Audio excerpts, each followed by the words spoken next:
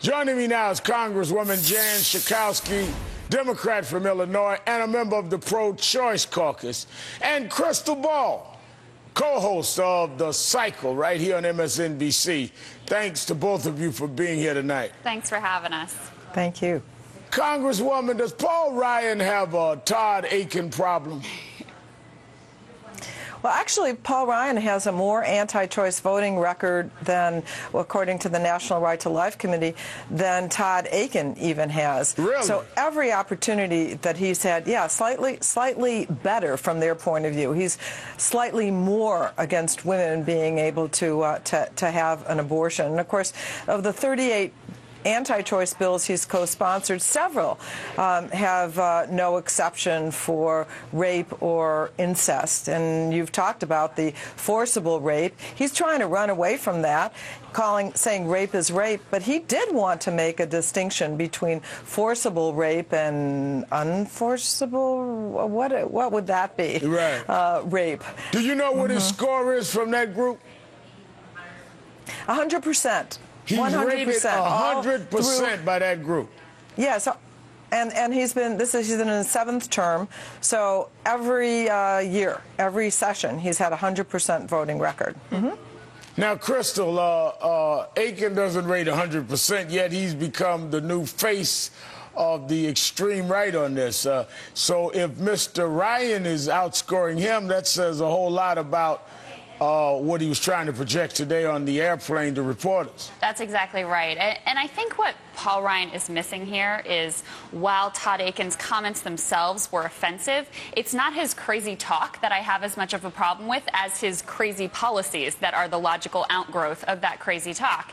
And on those policies, as Congresswoman Schakowsky was just pointing out, Paul Ryan and the Republican Party is just as far to the right and just as extreme as Todd Akin. And the thing that's interesting, you played that clip several times where Paul Ryan was saying he's very proud of his record. Right. So what's the message the American people are getting? On the one hand, they're seeing just how extreme and out of the mainstream Paul Ryan's record and his voting patterns are.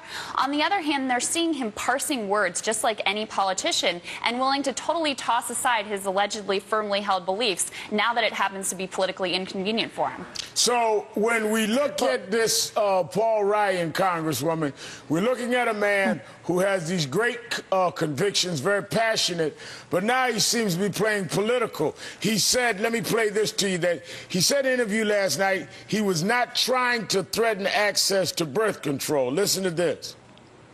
Nobody is proposing to deny birth control to anybody. But when you look at his record, the record that he's proud of, he co-sponsored a Personhood Amendment last year, the Sanctity of Human Life Act that defines human life at beginning at fertilization. It would ban abortion, would ban some hormonal forms of contraception, and would go as far as to criminalize vitro fertilization. So, I mean, he can't have it both ways, Congresswoman. Exactly. He has a record of saying that contraception absolutely can be denied to some.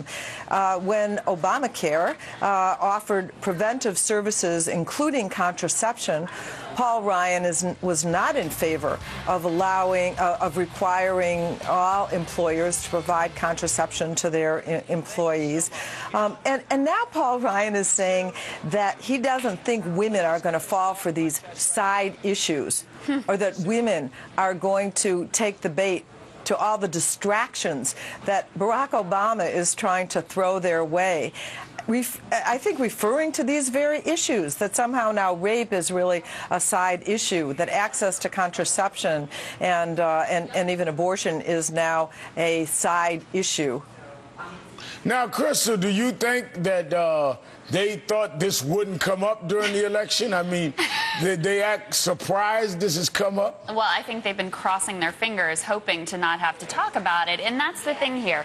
For a while now, the right has been pretty successful about couching their position on abortion, on a woman's right to make her own decisions about her own body, in this sort of fluffy language about life. Right. Now there's a real face. Now in this week, we've met rape victims. We've seen their faces. We've heard their stories. And that takes their very aggressive, extreme, and callous policy to a whole different level in terms of the American people. And I think the Congresswoman is right here, too. When you have the situation with Paul Ryan and you're looking at the totality of his record, you cannot help but come to the conclusion that he is to the extreme right, and he is now the central part of the Republican Party ticket. Now, there seems to be... Yes, Congressman, go ahead. I was just going to add that Paul Ryan is against Title X. That is the family planning program, and that would allow women access to contraception. And let's remember that he and Mitt Romney are for getting rid of Planned Parenthood, which also provides contraception services. Yeah. In fact, very little of their work is abortion. Now, talking about Planned Parenthood, let me go show you this. Ryan and the Republican Party are trying to distance themselves, but they're all on the same page. Aiken, the Ryan campaign, and the Republican platform are all anti-abortion, though Romney has clarified that he would allow for abortion in cases of rape and incest. But they all stand behind personhood. They all want to defund Planned Parenthood, and they all oppose contraception coverage. So it's interesting, but then you have some, at the end of the day, Congresswoman, Ryan said several times today that he was proud of his pro-life record. But when you look at the record, Mitt Romney's record on abortion has been all over the place. Let me show you this. I will preserve and protect a woman's right to choose, and am devoted and dedicated to honoring my word in that regard. I believe that abortion should be safe and legal in this country. I believe from a political perspective that life begins at conception. I have always opposed abortions. My presidency will be a pro-life presidency. Let's send this back to the states rather than having a federal mandate through Roe v. Wade. But I'm pro-life. That's my view. I believe that there is a sanctity to human life. I'm pro-life, but I believe there should be exceptions in the case of rape and incest and when the life of the mother is at stake. Congresswoman, it seems that he either evolved or flip-flopped.